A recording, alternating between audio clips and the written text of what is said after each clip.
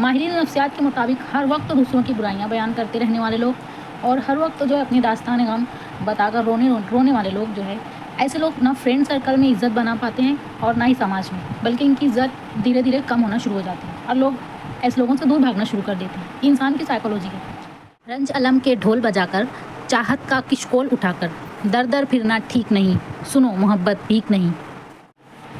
الحمدللہ والصلاۃ والسلام علی رسول اللہ وعلی آلہ واصحابہ اجمعین، اما بعد، رب اشرح لی صدری ویسر لی امری واحلل عقدۃ من لسانی یفقہوا قولی، رب زدنی علما۔ قال اللہ تعالی وَلَنَبْلُوَنَّكُمْ بِشَيْءٍ مِّنَ الْخَوْفِ وَالْجُوعِ وَنَقْصٍ مِّنَ الْأَمْوَالِ وَالْأَنفُسِ وَالثَّمَرَاتِ وَبَشِّرِ الصَّابِرِينَ الَّذِينَ إِذَا أَصَابَتْهُم مُّصِیبَةٌ قَالُوا إِنَّا لِلَّهِ وَإِنَّا إِلَیہِ رَاجِعُونَ۔ السلام علیکم ورحمۃ اللہ وبرکاتہ۔ آج کا ہمارا عنوان ہے اپنا ہر دکھ اور غم اللہ سے بانٹیں۔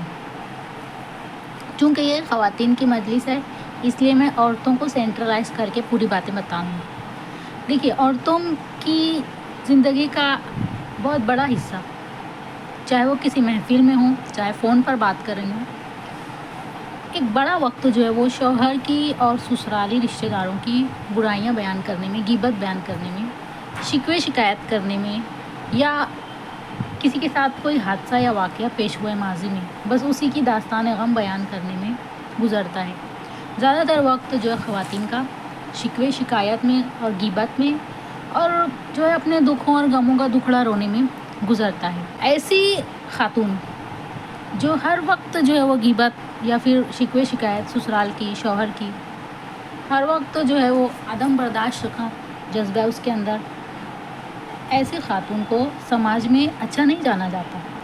ماہرین نفسیات کے مطابق ہر وقت دوسروں کی برائیاں بیان کرتے رہنے والے لوگ اور ہر وقت جو ہے اپنی داستان غم بتا کر رونے والے لوگ جو ہے، ایسے لوگ نہ فرینڈ سرکل میں عزت بنا پاتے ہیں اور نہ ہی سماج میں، بلکہ ان کی عزت دھیرے دھیرے کم ہونا شروع ہو جاتی ہے اور لوگ ایسے لوگوں سے دور بھاگنا شروع کر دیتے ہیں۔ یہ انسان کی سائیکولوجی ہے۔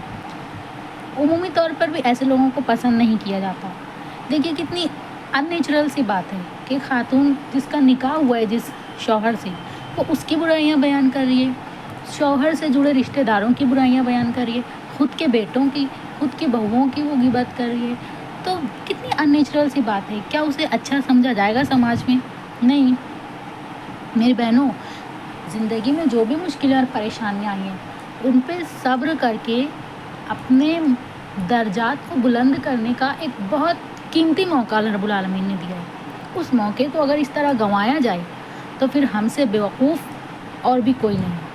حضرت ابراہیم علیہ السلام جب ملنے گئے تھے برسوں بعد اپنے بیٹے اسماعیل علیہ السلام سے، تو جو خاتون خانہ تھی ان سے جب پوچھا کہ حالات کیسے چل رہے ہیں، تو انہوں نے شکوے شکایت کا انداز اپنایا، تو کہا کہ چوکھٹ بدل دینا۔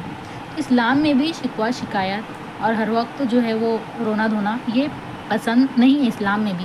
اور بہت عرصے کے بعد جب واپس گئے ابراہیم علیہ السلام ملنے کے لیے، اتفاق ایسا اس بار بھی ملاقات نہیں ہوئی اسماعیل علیہ السلام سے، لیکن جو پوچھا دوسری بیوی سے کہ حالات کیسے چل رہے ہیں تو انہوں نے اللہ رب العالمین کا شکر ادا کیا، تو کہا کہ چوکھٹ کو برقرار رکھنا، کہہ دینا میرا پیغام پہنچا دینا۔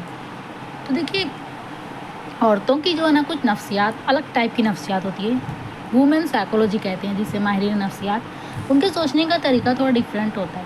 بظاہر وہ اس عورت سے ہمدردی کرتی ہوئی نظر آ رہی ہیں جو ان کے سامنے اپنا دکھڑا رو رہی ہے، غیبت کر رہی ہے فلاں بن فلاں، لیکن حقیقت میں کیا ہے کہ وہ اس کے بارے میں کوئی اچھی رائے نہیں رکھ رہی ہیں، کیونکہ وہ یہ سمجھ رہی ہیں کہ جب اس کی فلاں بن فلاں سے نہیں جم رہی، فلاں بن فلاں سے اس کی نہیں نبھ رہی، یا فلاں کی نظر میں اس کی ویلیو نہیں ہے، تو ہم اسے ویلیو کیوں دیں، ہم اسے عزت کیوں دیں۔ اس طرح بہت مظلوم ٹائپ کی اور بہت رونے دھونے والی، شکوے شکایت کرنے والی عورتوں سے اریٹیشن ہوتا ہے اور لوگ جو ایسی عورتوں سے دور بھاگتے ہیں۔ اور اللہ کے نبی صلی اللہ علیہ وسلم نے خواتین کو جو جہنم میں زیادہ تعداد کی وجہ بتائی، اس میں سے ایک وجہ یہ بھی تھی کہ یہ لعن و طعن بہت کرتی ہیں، بس ذرا سا کسی پر ناراض ہوئے، کچھ انبن ہوئی، لعن طعن شروع، یہ غلط بات ہے۔ کچھ خواتین ایسی ہوتی ہیں کہ دلچسپی، ایسا لگتا ہے کہ دلچسپی سے سن رہی ہوں باتیں، لیکن وہ دلچسپی اس لیے نہیں لے رہی ہیں کہ انہیں جو ہے داستان غم سنانے والی سے بہت ہمدردی ہے، بلکہ اس لیے سن رہی ہیں کہ انہیں سننے میں مزہ آ رہا ہے۔ داستان نگاری اور داستان سننا، داستان گوئی یہ عورتوں کا محبوب مشغلہ ہے، ان کی نفسیات میں شامل ہے، تو وہ اس لیے سن رہی ہیں۔ سنانے والی کو لگتا ہے کہ اسے بہت مظلوم سمجھا جا رہا ہے، اس لیے وہ اور بڑا چڑھا کر جو ہے سناتی ہے۔ دیکھیے، مومنہ ہونے کے حوالے سے ہمیں چاہیے کہ ہم ہر دکھ اور ہر غم صرف اور صرف اللہ سے بانٹیں، وہی ہمارا مددگار ہے، اور ہر زخم پہ مرہم رکھنے والی ذات اللہ رب العالمین کی۔ اس لیے زندگی میں ہم نے جو بھی کھویا یا جو بھی دکھ جھیلا، جو بھی مصیبت سے ہم گزر رہے ہیں، ان ساری باتوں کو صرف اللہ سے بتائیں، اللہ سے شیئر کریں، اللہ سے باتیں کریں، اس کے علاوہ کوئی ہمارا مددگار نہیں۔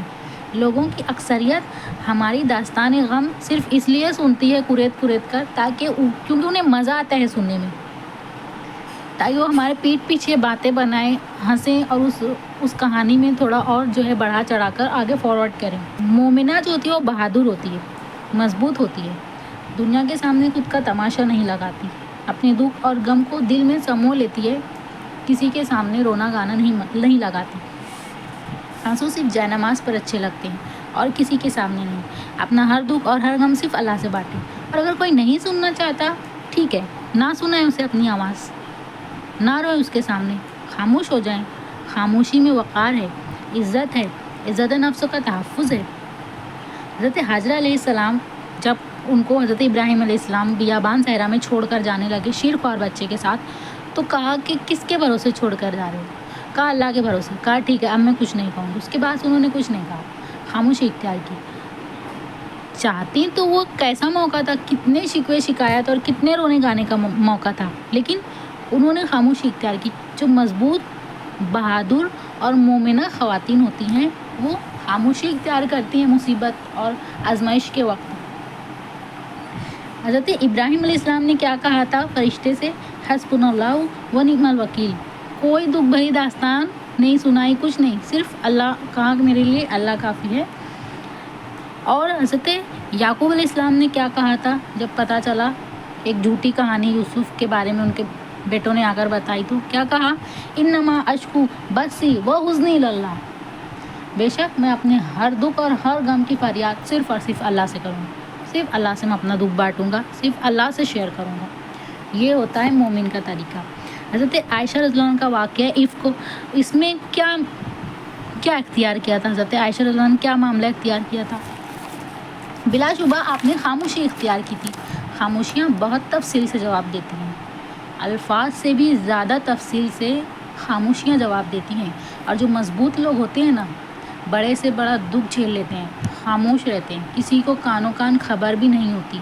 جو بے صبرے لوگ ہوتے ہیں، جن میں جلد بازی ہوتی ہے، جن میں صبر کم ہوتا ہے، وہ اپنے دکھوں کا تماشا بناتے ہیں اور ایک ایک کے سامنے اپنے حالات کا رونا روتے ہیں، اور خود کی عزت سامنے والے کی نظر میں بھی کم کرتے ہیں، اور خود کی بھی عزت نفس گنوا بیٹھتے ہیں۔ دیکھیے، اللہ کے نبی صلی اللہ علیہ وسلم طائف کا جو واقعہ ہے سب کو پتہ ہے، کتنے مصیبت اور مشکل کے حالات تھے۔ اللہ کے نبی صلی اللہ علیہ وسلم نے طائف سے واپسی پر، آپ زخموں سے چور چور تھے، خون بہہ کر آپ کے جوتوں میں جمع ہو گیا تھا، پھر بھی آپ نے طائف سے واپسی پر کیا کیا؟ ہاتھ اٹھائی اور اللہ رب العالمین سے رکعت آمیز دعا کی۔ آپ اس دعا کو شروع سے آخر تک پڑھیے، صرف اور صرف اللہ سے اپنا غم بانٹا انہوں نے، اور کسی سے نہیں۔ ہمارے ساتھ جو بھی ہوا وہ ہمارا ماضی تھا، وہ ہونا تھا، وہ لکھ چکا تھا۔ بہت پہلے دنیا و زمین و آسمان بننے کے ہزاروں سال پہلے تقدیریں لکھی جا چکی ہیں، وہ لکھا جا چکا تھا، وہ ہونا تھا، اس لیے ہوا۔ اسے چھوڑ کر آگے بڑھنا ہے، اپنے حال کو بہتر بنانا ہے، اپنے مستقبل کو بہتر بنانے کی کوشش کرنا ہے۔ ماضی میں نہیں جینا ہے۔ جو ہمیشہ ماضی میں جیے گا وہ ڈپریشن میں رہے گا، جو ہمیشہ حال میں جیے گا، حال میں پریشان رہے گا، وہ بھی مشکل میں رہے گا۔ ہمیشہ جو ہے ماضی کو چھوڑ کر حال میں جو اچھی باتیں ہیں، جو خوشگوار باتیں ہیں، جو اچھائیاں ملی ہیں، جو نعمتیں ملی ہیں اللہ کی، ان میں خوش رہنا ہے۔ جو ہوا سو ہوا، وہ قسمت میں لکھا تھا، اس لیے ہوا۔ بہرحال جو بھی زندگی میں برا ہوا ہمارے ساتھ، غلط ہوا، کوئی دکھ ملا، کوئی غم ملا، کوئی حادثہ ہوا، کوئی مصیبت آئی، اس سے تو بہرحال کچھ نہ کچھ ہم نے سیکھا ہی ہوگا، کچھ نہ کچھ تو سیکھا، اور وہی آگے کی زندگی میں کام آئے گا۔ تو اللہ کے ہر کام میں مصلحت ہوتی ہے۔ اللہ رب العالمین نے کہا وَلَنَبْلُوَنَّكُمْ بِشَيْءٍ مِّنَ الْخَوْفِ وَالْجُوعِ میں تمہیں ضرور بضرور آزماؤں گا، خوف دے کر، بھوک دے کر، ونقص من الاموال والانفس، تمہارے مال میں اور جان میں کمی کر کے، والثمرات اور پھلوں میں کمی کر کے، وبشر الصابرین اور صبر کرنے والوں کو جنت کی بشارت دے دیجیے۔ الذین اذا اصابتھم مصیبہ، جب انہیں کوئی مصیبت یا تکلیف پہنچتی ہے، قالوا، تو وہ کہتے ہیں انا للہ و انا الیہ راجعون، بے شک ہم اللہ کے لیے اور اسی کی طرف لوٹ کر جانے والے ہیں۔ تو یہ ہونا چاہیے ایک مومنہ کا کردار مشکل مصیبت کے وقت، نہ کہ یہ کہ ہم چار لوگوں کو پکڑیں اور جو ہے خوب رونا روئیں اپنے حالات کا۔ دیکھیے، خود پر ہوئے ظلم کی داستان غم سناتے رہنا یا فلاں بن فلاں کی برائیاں کرتے رہنا ہماری عزت کو سماج میں گھٹا دیتا ہے۔ جو ہوا اسے بھول جانا، اسے اگنور کرنا، اور اگر ہم نہیں بھول پا رہے ہیں تو سب سے اچھا طریقہ اللہ کے نبی صلی اللہ علیہ وسلم نے بتایا، رات کو اٹھنا ہے اور تہجد پڑھنا ہے۔ یہ وہ ایسا وقت ہے جب سارے لوگ سو رہے ہیں، تو اس وقت اٹھنا ہے اور اللہ سے ڈھیر ساری باتیں کرنا ہے، ہر دکھ اور ہر غم کو اللہ سے شیئر کرنا ہے، جتنا رونا ہے اللہ کے سامنے رونا ہے۔ آنسو جانماز پر اگر گرتے ہیں تو ان آنسوؤں کی لاج رکھی جاتی ہے، باقی اور کسی کے بھی سامنے گرے آنسوؤں کا صرف مذاق ہی اڑایا جاتا ہے اور کوئی دوسری بات نہیں ہوتی۔ جی بھر کے اللہ کے سامنے رونا ہے، اللہ سے اپنی ساری باتیں، سارے دکھ، سارے غم شیئر کرنا، اللہ کو اپنا دوست بنا لینا ہے۔ اللہ نے کہا الم تعلم ان اللہ لہ ملک السماوات والارض، کیا تمہیں نہیں پتا کہ آسمانوں اور زمینوں کی ساری بادشاہت اللہ کے لیے ہے؟ وما لکم من دون اللہ من ولی ولا نصیر، اور اللہ کے سوا تمہارا نہ کوئی دوست ہے نہ کوئی تمہارا مددگار۔ ہاں، اور ایک بات، اگر ہم نے اپنا دکھڑا سنانے کے لیے، اپنے غموں کو رو رو کر بتانے کے لیے کسی نامحرم کا انتخاب کیا ہے تو یہ ہے خطوات شیطان۔ پڑ گئے ہم شیطان کے پھندے میں۔ پہلے تو وہ کچھ دن تک سنے گا ہماری داستان غم اور ساتھ ساتھ میں روئے گا بھی، پھر اس کے بعد وہ بور ہو جائے گا، دور بھاگنے لگے گا اور بالآخر ذلیل کر کے چھوڑ دے گا۔ اگر اس نے ہمیں ذلیل کر کے چھوڑ دیا ہے، یہ بھی اللہ کا کرم ہے، یہ بھی اللہ کا کرم ہے۔ وہ ٹوٹنے کے بعد وہ اللہ کی طرف اگر لوٹی واپس اور اس نے سچی توبہ کی، استغفار کیا، تو ابھی جو ہے اس کی دنیا بچ گئی، آخرت بچ گئی، اگر اللہ نے معاف کر دیا اسے تو۔ اور اگر اس پر اللہ کا کرم نہیں ہوا تو مرتے دم تک وہ اس نامحرم کے ساتھ جو ہے لگی رہے گی، باتیں کرنے میں، اس سے اپنا دکھ اور غم شیئر کرنے میں، اور نامحرم سے دوستی جو ہے وہ قبر میں سانپ اور بچھو بنے گا اور جہنم میں آگ کا عذاب بنے گا۔ عزت نفس بڑی قیمتی شے ہے، اسے سنبھال کر رکھیے۔ جو خونی رشتے ہیں اور جو واقعی میں مخلص ہیں، جو محرم ہیں، ہم ان کے ساتھ اپنا دکھ بانٹ سکتے ہیں، ان کے ساتھ ہم شیئر کر سکتے ہیں، اس میں کوئی مذائقہ نہیں۔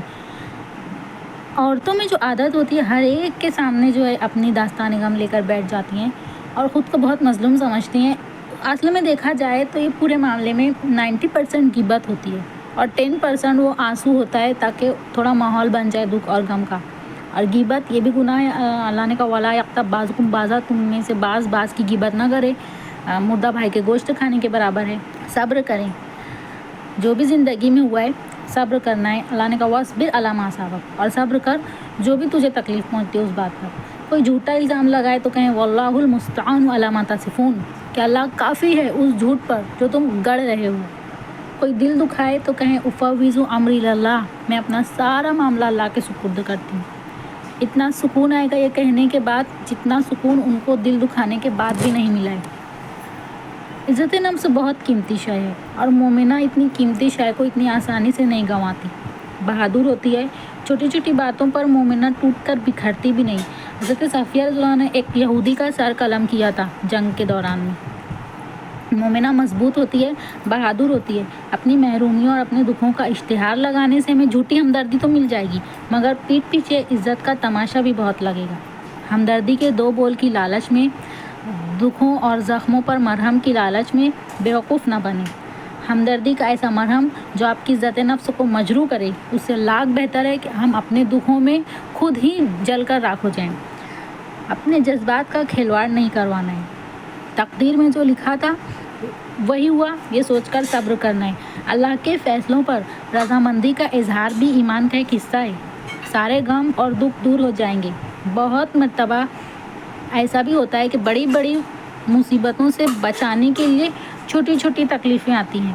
ایسا بھی ہوتا ہے کچھ آزمائشیں بھی ہوتی ہیں تاکہ ہمیں آزمایا جائے کہ ہم کیا معاملہ اختیار کرتے ہیں مصیبت کے وقت۔ کچھ ہم کو پختگی کی طرف لے جانے کے لیے بھی کچھ مصیبتیں اور تکلیفیں آتی ہیں تاکہ ہم پختگی کی طرف جائیں کچھ ہمارے درجات اور کردار کی بلندی کے لیے بھی آتی ہیں، تاکہ کردار میں بلندی آئے، درجات بہتر ہوں۔ ایک حدیث میں کہ اللہ کے نبی صلی اللہ علیہ وسلم نے فرمایا کہ اللہ رب العالمین کسی بندے کو ایک خاص مقام دینا چاہتا ہے، لیکن اس کے اعمال اس کو اس مقام تک نہیں پہنچا پا رہے ہوتے، تو اسے کئی مصیبتوں اور مشکلوں اور پریشانیوں میں مبتلا کر دیا جاتا ہے، جس پر اگر وہ صبر کرتا ہے تو اپنے اس مقام کو پا لیتا ہے۔ انبیاء کرام کی زندگی دیکھیے، سب سے زیادہ مصیبتیں انبیاء کرام کی زندگی میں آئیں، لیکن درجات بھی ان کے بہت بلند تھے۔ تو جتنی بڑی آزمائش، جتنی بڑی مصیبت، اتنا بڑا انعام بھی ہوتا ہے۔ اللہ نے کہا اولا یرون انہم یفتنون فی کل عام مرۃ او مرتین ثم لا یتوبون ولا هم یذکرون، کہ کیا تم نہیں دیکھتے ہم سال میں ایک یا دو بار تمہیں کئی مصیبتوں سے گزارتے ہیں، کئی مشکلوں سے گزارتے ہیں، اس کے بعد بھی تم توبہ نہیں کرتے؟ تو دکھ اور غم کو پی جانا، اس طرح کا کسی کو کانوں کان خبر بھی نہ ہو، یہ مضبوط لوگوں کی علامت ہوتی ہے۔ سمندر کی گہرائیوں میں کتنے راز چھپے ہیں، کتنے آتش فشاں پھٹتے ہیں، سمندر کی گہرائیوں میں کتنے زلزلے آتے ہیں۔ سائنس کے حساب سے جتنے زلزلے خشکی پر نہیں آتے، جتنے آتش فشاں خشکی پر نہیں پھٹتے، اس سے زیادہ آتش فشاں سمندروں میں آتے ہیں، اس سے زیادہ زلزلے سمندروں میں آتے ہیں۔ کتنے گہرائیوں میں کتنے آنسو اور کتنے درد ہیں سمندر کے، لیکن آپ نے دیکھا ہے سمندر کتنا پرسکون ہوتا ہے اوپر اوپر سے۔ ایسے بننا ہے، سمندر کی طرح پرسکون بننا ہے۔ دل میں کتنا ہی غم ہو، دکھ ہو، پریشانیاں ہو، تکلیف ہو، الجھنیں ہو، اس کو دل میں دبا کر رکھنا ہے، اوپر اوپر سے پرسکون دکھنا ہے، اوپر اوپر سے مضبوط دکھنا ہے۔ عزت نفس بھی کوئی چیز ہوتی ہے، اللہ کو چھوڑ کر کسی اور کے سامنے اپنا رونا، اپنے دکھ بیان کرنا، یہ عزت نفس کی توہین ہے۔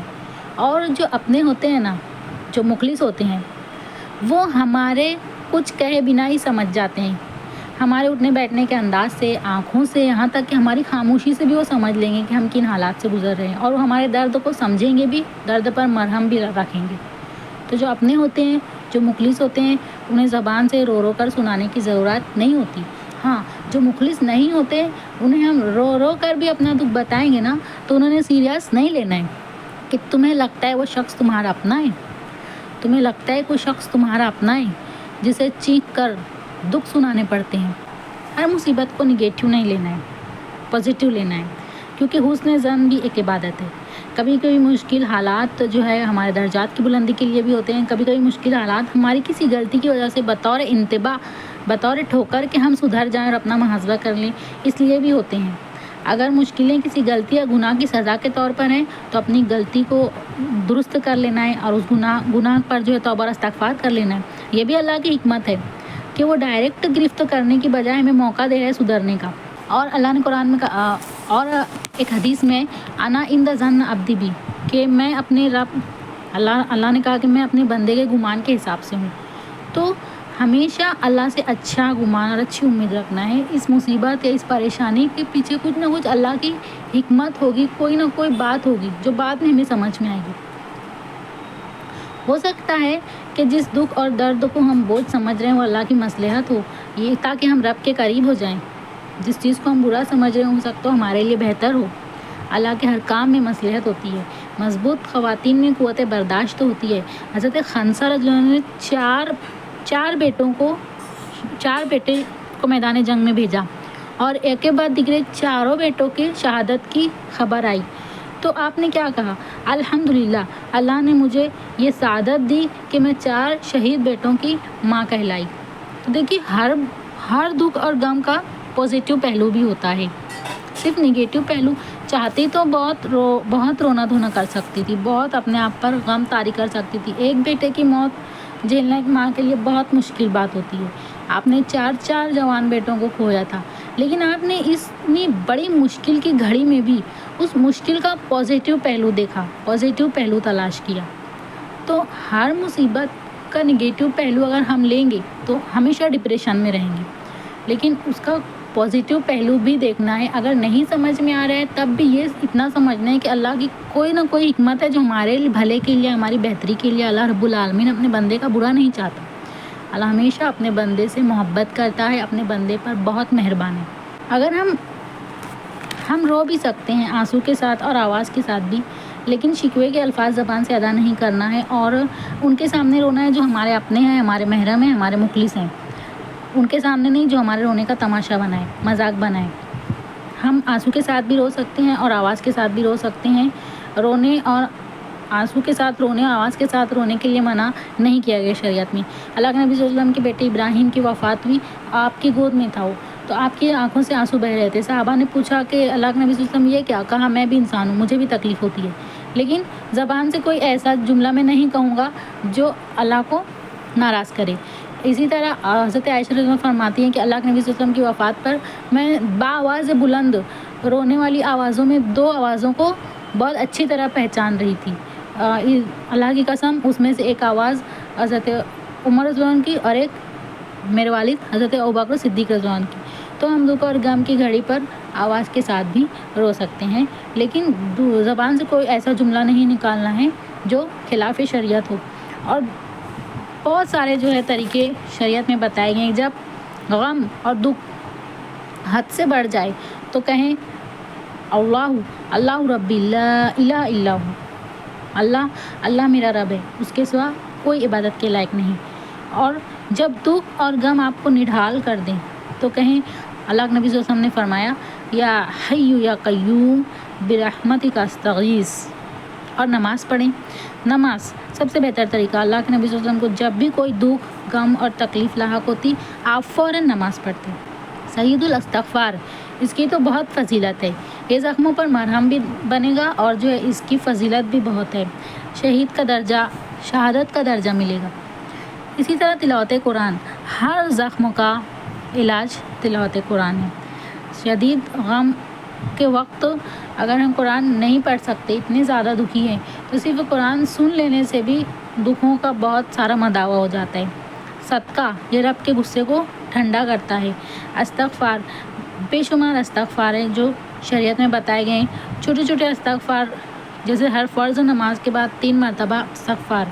اسی طرح استغفر اللہ الذی لا الہ الا هو الحی القیوم واتوب الیہ، اور مصیبت کے وقت اللہم اجرنی فی مصیبتی واخلف لی خیرا منہا، یہ دعا پڑھنا اللہ کے نبی صلی اللہ علیہ وسلم نے بتایا۔ اسی طرح جب ہم یہ بات جان چکے ہیں کہ ہر دکھ غم اور تکلیف سے نجات دینے والی ذات اللہ رب العالمین کی ہے، اور جب ہم یہ بات جان چکے ہیں کہ ہر مسئلہ اسی سے شیئر کرنا ہے، تو پھر اسی کے آگے رونا ہے۔ خام دھاتیں جب بھٹی میں پکتی ہیں تو آگ پر پکنے کے بعد ان کی گندگی نکلتی ہے اور وہ قیمتی ہو جاتی ہیں، ان میں معیاریت آ جاتی ہے، ویلو بڑھ جاتی ہے۔ اسی طرح ہم ہر دکھ اور ہر غم بھی ہماری ویلو کو بڑھانے کے لیے آتے ہیں، ہمیں معیاری بنانے کے لیے آتے ہیں۔ اگر ہم مومن ہیں تو آزمائش تو آنا ہی آنا ہے، جو مومن نہیں اس کے لیے آزمائش کا کیا سوال، اسے تو ڈھیل دی جائے گی اور پھر اچانک پکڑا جائے گا۔ ہر طرح کی مصیبت اور تکلیف، اس کا سامنا ہمیں کرنا ہی ہے۔ احسب الناس ان یترکوا ان یقولوا آمنا وہم لا یفتنون، کہ کیا تم نے یہ گمان کر لیا ہے کہ تم صرف اس بات پر چھوڑ دیے جاؤ گے کہ تم کہتے ہو کہ یہاں ایمان لائے اور تمہیں آزمایا نہیں جائے گا۔ اللہ کے نبی صلی اللہ علیہ وسلم کو کوئی غم لاحق ہوتا تو آپ نماز پڑھتے، تلاوت قرآن، ہر زخم کا مرہم ہے، قرآن ہر زخم کا مرہم ہے۔ صبح شام کے اذکار کی پابندی، اس کو جو علامہ ابن قیم نے قلعہ کہا ہے، ایک مضبوط قلعہ جو مومن کو تمام تکلیفوں اور غموں سے نجات دے گا۔ بہت ساری ایسی دعائیں ہیں جو قرآنی دعائیں، انبیاء کرام کی دعائیں، دکھ اور غم کے وقت ہم اسے پڑھ سکتے ہیں، جیسے ربنا ظلمنا انفسنا وان لم تغفر لنا وترحمنا لنکونن من الخاسرین، اور لا الہ الا انت سبحانک انی کنت من الظالمین۔ اور بھی بہت ساری دعائیں ہیں جیسے یا حی یا قیوم برحمتک استغیث، اور مصیبت کے وقت کی دعا اللہ ربی لا الہ الا ہو، اور غم اور دکھ کے وقت صدقہ کرنا، اور استغفار، کثرت سے استغفار۔ آیت الکرسی، اس کے معنی اور مفہوم پہ غور کر کے جب یہ پڑھی جائے گی تو دکھ اور غم کی جو کیفیت ہے وہ بدل جائے گی اور انسان کے دل کو سکون اور اطمینان ملے گا۔ اور استغفر اللہ الذی لا الہ الا هو الحی القیوم، سید الاستغفار۔ سلف اور صالحین کے یہاں ایک بات ہے، اور علماء نے بھی اس کو کہا ہے کہ دکھ اور غم جب بڑھ جائیں، مصیبتیں اور پریشانیاں بہت بڑھ جائیں زندگی میں، تو استغفار اس کو بھی بڑھا دینا ہے، اس کی جو کثرت ہے، اس کو کثرت سے پڑھنا ہے اس کو۔ اور بھی بہت ساری دعائیں اللہ کے نبی صلی اللہ علیہ وسلم نے بتائیں۔ ممکنہ رنج و غم سے قبل از وقت بچنے کی دعا، جیسے اللہ ایک دعا بتائی اللہ کے نبی صلی اللہ علیہ وسلم نے، اللہم انی اعوذ بک من الہم والحزن والعجز والکسل والبخل والجبن وذل الدین وغلبۃ الرجال، کہ اللہ میں تیری پناہ میں آنا چاہتا ہوں ہر قسم کے دکھ، غم، پریشانی سے اور سستی سے اور عاجزی سے اور بخل، کنجوسی سے، بزدلی سے، قرض کے بوجھ سے، اور اس بات سے کہ لوگ مجھ پر غلبہ پا لیں اور میں مغلوب ہو جاؤں۔ اسی طرح مشکل وقت کے آسان کرنے کی دعا، اللہم لا سہل الا ما جعلتہ سہلا وانت تجعل الحزن اذا شئت سہلا۔ اور ایک بہت پیاری دعا اللہ کے نبی صلی اللہ علیہ وسلم نے بتائی، اللہم انی اعوذ بک من جہد البلاء ودرک الشقاء وسوء القضاء وشماتۃ الاعداء، کہ اللہ میں تیری پناہ میں آنا چاہتا ہوں ہر درجے کی مشقت سے اور بدبختی سے، بری تقدیر سے، اور اس بات سے کہ دشمن مجھ پر ہنسیں۔ اور تشہد کے بعد ہم جو دعا پڑھتے ہیں، اس دعا کے آخر میں ہم پڑھتے ہیں واعوذ بک من فتنۃ المحیا والممات، اللہم انی اعوذ بک من المأثم والمغرم، کہ جو ہے ہمیں زندگی اور موت کے فتنوں سے بچنے کی دعا۔ تو اس میں سب کچھ آ گیا، اوور آل سب کچھ ملا کر بول دیا گیا، اور گناہوں کے بوجھ سے اور قرض سے۔ تو ہم جو پڑھ رہے نماز میں، اس کے بھی معنی و مفہوم ہمیں پتہ ہونا چاہیے، اس سے دل جمعی آئے گی، اور جب معنی و مفہوم ہمیں پتہ ہے ہم پڑھ کیا رہے ہیں تو دماغ اور دل کی ویسی کیفیت میں جائے گا، نماز میں خشوع و خضوع آئے گا، اور ان کلمات کا اثر تبھی آئے گا۔ اسی طرح ناگہانی آفات سے بچنے کی بھی دعا اللہ کے نبی صلی اللہ علیہ وسلم نے بتائی، اللہم انی اعوذ بک من زوال نعمتک وتحول عافیتک وفجاءۃ نعمتک وجمیع سخطک۔ ساری بات اس میں کہہ دی کہ اچانک تو گرفت میں ہمیں لے لے، اس بات سے تیری پناہ، جو نعمتیں تو نے ہمیں دیا اس نعمتیں اچانک ضائع ہو جائیں، اس بات سے پناہ۔ سب کچھ جو ہے اس کے اندر آ گیا۔ اور بھی بہت ساری دعائیں اللہ کے نبی صلی اللہ علیہ وسلم نے بتائی، جیسے ہر قسم کی پریشانی اور ہر طرح کی مصیبت سے بچنے کی دعا صبح کے وقت 3 مرتبہ پڑھنا ہے، بسم اللہ الذی لا یضر مع اسمہ شیء فی الارض ولا فی السماء وهو السمیع العلیم، اور پڑھنا ہے حسبی اللہ لا الہ الا هو علیہ توکلت وهو رب العرش العظیم۔ اور بھی بے شمار دعائیں ہیں صبح و شام کے اذکار کی۔ اگر کوئی اچھی کتاب، معتبر کی کتاب ہوگی تو آپ جو ہے بہت ساری دعائیں اس میں سے دیکھ سکتے ہیں اور پڑھ سکتے ہیں۔ تو بات یہ ہے کہ اللہ نے ہمیں مصیبتیں، تکلیفیں اور پریشانیاں تو دی ہیں آزمانے کے لیے، لیکن ان مصیبت، پریشانی اور غم کے وقت ہمیں کیا کرنا ہے وہ بھی بتایا ہے۔ اللہ رب العالمین نے ہمیں بھٹکنے کے لیے اکیلا نہیں چھوڑا، رو رو کر پریشان ہونے کے لیے اکیلا نہیں چھوڑا، سب کچھ بتا دیا شریعت نے۔ دکھ اور غم کے وقت کون سی دعا پڑھنا ہے، کیا کرنا ہے، کیا نہیں کرنا ہے، سب کچھ بتا دیا۔ در در بھٹکنے کے لیے اللہ رب العالمین نے ہمیں اکیلا نہیں چھوڑا، ہر جگہ رہنمائی کی ہے، سب کچھ بتایا، ایک مکمل دین، ایک مکمل شریعت جس میں کوئی خالی جگہ نہیں، کوئی کمی نہیں، کوئی نقص نہیں، سب کچھ بتایا شریعت نے، کہ ہم تو مائل بکرم ہیں، کوئی سائل ہی نہیں، ہم تو مائل بکرم ہیں، کوئی سائل ہی نہیں، راہ دکھلائیں کسے رہبر منزل ہی نہیں۔ سبحانک اللہم و بحمدک اشہد ان لا الہ الا انت استغفرک و اتوب الیک۔